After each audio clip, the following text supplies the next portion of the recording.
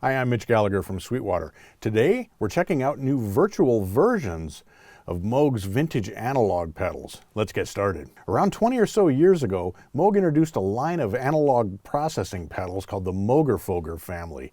There was an analog delay, there was a filter, and so on. Now, they've recreated those analog pedals in virtual versions that run on Mac and PC. The MoogerFooger family consists of 7 different pedals, or in this case, 7 different plugins. We've got the low-pass filter, we've got a ring modulator, we have the phase shifter, or phaser, we've got an analog delay, we've got MuRF, which is a multi-resonant filter, we've got FreakBox, and finally, we have ClusterFlux. Now this is a multi-effects that's similar to what was built into some of Moog's synthesizers, and that's actually an important point. The MoogerFooger pedals weren't just straight-ahead analog pedals. They actually were drawn from the synthesizers that Moog was making in the day. So we'll find things like voltage-controlled oscillators and control voltages and sequencers and things in these plugins, just like the original pedals had and just like the original synthesizers had. Plus all the extended features are here as well, like the control voltage inputs, and we'll look at the way those are handled with these plugins in just a little bit. Now perhaps the easiest way to look at the MoogerFooger pedals is to step through them and to listen to some of the sounds. So let's jump back to the first MoogerFooger, MF-101 S, which is the low-pass filter.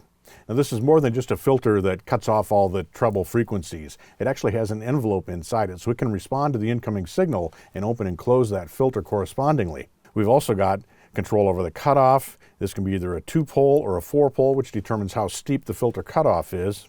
We've got resonance we can add in and so on. Let me give you an idea what this sounds like. Here's an arpeggiated guitar part.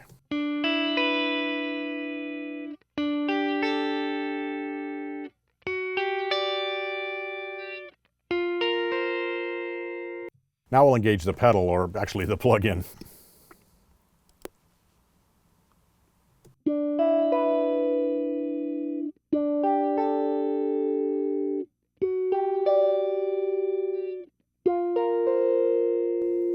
So what you're hearing there is the filter cutting off the high frequencies. It's a low-pass filter, meaning the low frequencies pass through, and the envelope is causing that filter to change its frequency. Now we can adjust the amount of that here with the amount control.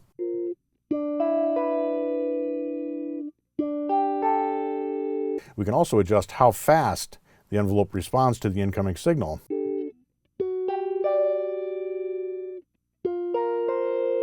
We can mix the wet and the dry signal.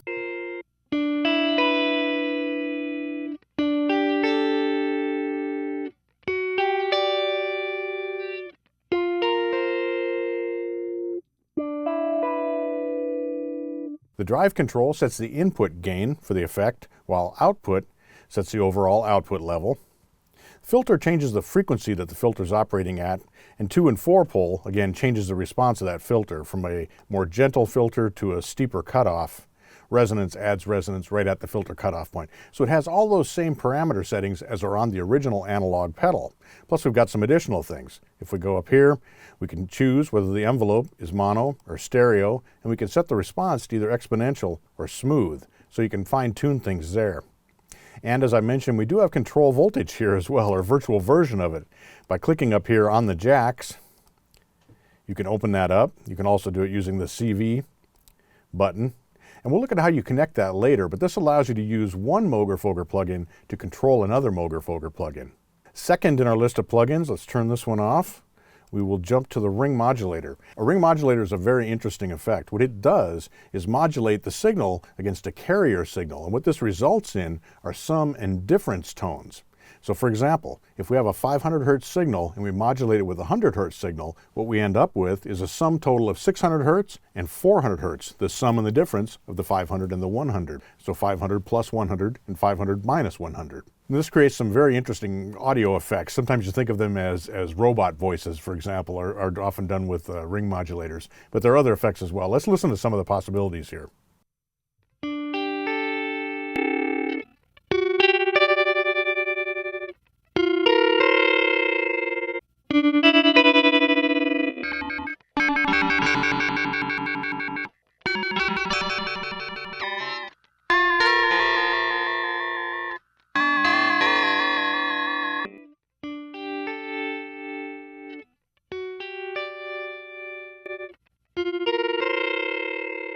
So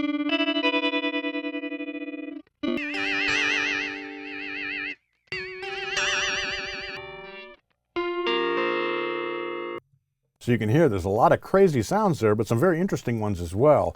Things that range from amplitude modulation or tremolo type effects to wilder, spacier effects and everything in between. A lot of the sounds have a sort of metallic quality to them. And we have control over all the parameters here as well. So we've got control over the modulator, the frequency, the mix, and so on. We've got an LFO and so on. Once again, we've got our control voltage here at the top, and we have our extended. We can set the carrier, which is the signal that you're modulating against, mono, stereo, panning, reverse, bipolar, which means above and below zero, or unipolar, which means above or below zero. Our next plugin is the phaser. Now this can do everything from traditional phase shifter type tones to pretty wild effects as well. So let's listen to some of this.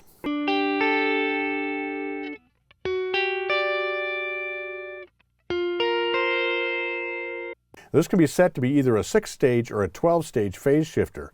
With a 6-stage, we actually have 3 cuts in the frequency response. This is like a comb filter, so we're pulling down 3 separate cuts. If we switch to 12-stage, we're making 6 cuts in the frequency response.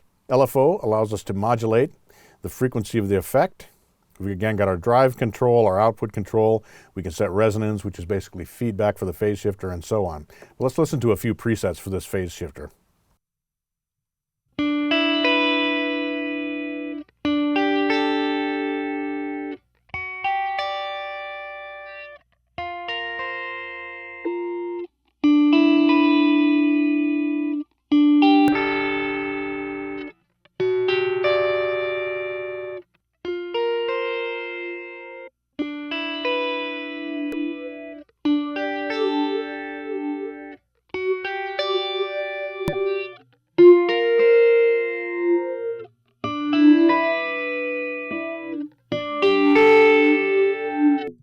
So once again, we've got mono effects, stereo effects. You can hear deeper phase shifting, more shallow, more intense effects, less intense effects. You have a lot of control using the controls on the phase shifter. Our next plugin is the analog delay. Now this is a more traditional effect, but it can do some unusual things as well. So we've got delay time here, we've got feedback, we've got short and long settings for the delay time, we've got our drive and output controls again, our wet-dry mix, and we also have an LFO for modulating the delay time. So with our guitar, the delay would sound like this.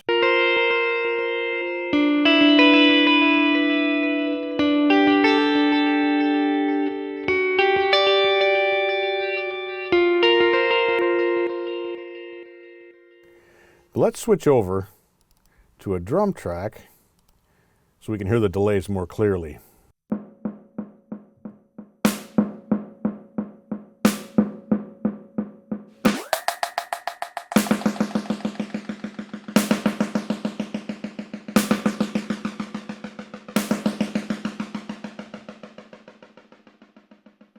Our next effect is MuRF, and the name is taken from multiple resonant frequency filter.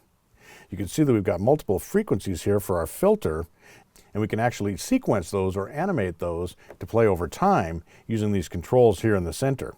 So let's listen to this.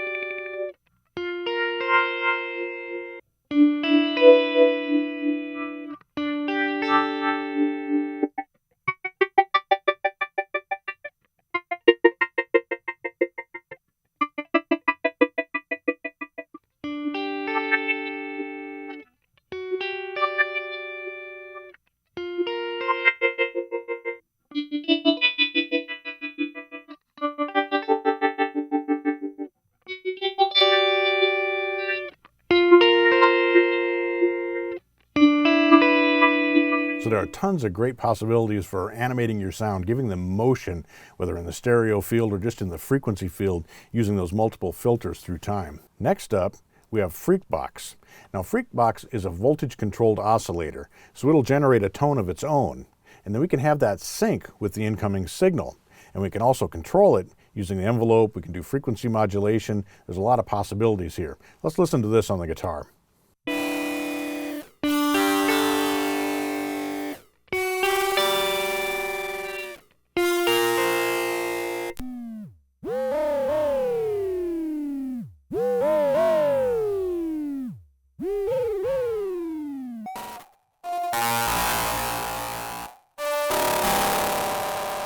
So you're hearing frequency modulation effects there, you're hearing the voltage control oscillator syncing along with the incoming signal and so on. But it's also useful on percussion devices. Let's jump back over to our drum track, open this up, and we'll listen to what it sounds like on a snare drum.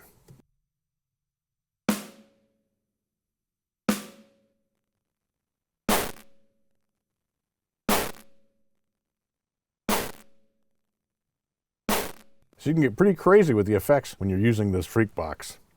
Our last plugin is ClusterFlux, and this is drawn from some of the synthesizer modules that Moog had on their earlier analog synthesizers. So we've got an analog delay here, and we've got an LFO, but what it does is much more creative than just straight ahead echoes. Let's listen to some different presets.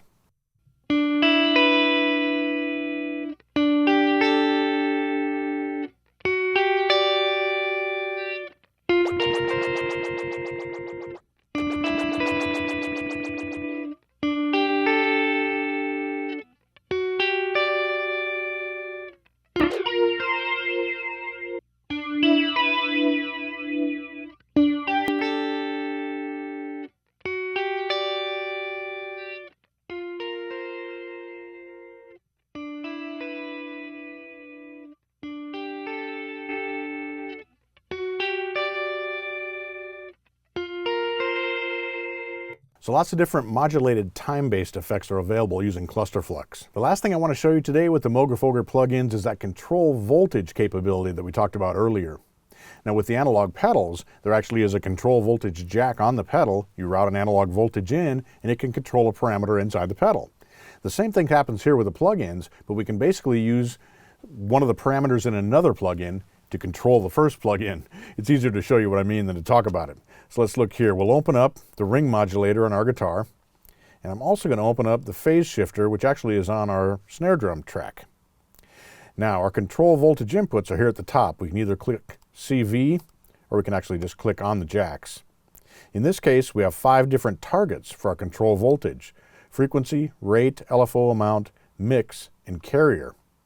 What I want to do is route the LFO from my phaser into the frequency input on my ring modulator. So let's click here. You can see the different options we have. So let's choose, in this case you can see that we have our ring modulator outputs, but we also have the MF-103 KSDS, which is right over here. We can see this is KSDS, so that identifies this particular plugin. Now if we come back here, we'll click, so we'll choose the LFO here. Now when we play, we can change the LFO here on the phase shifter, and it'll change the rate over here on the ring modulator.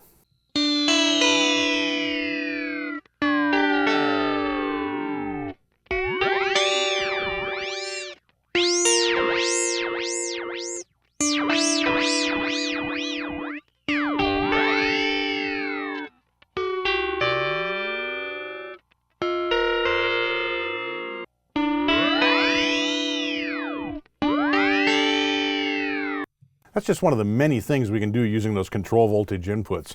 We have 5 parameters that can be accessed this way between the pedals. Now, of course, you can also automate the different parameters inside using your DAWs controls as well. So we have a lot of control capability with the MoogerFooger plugins.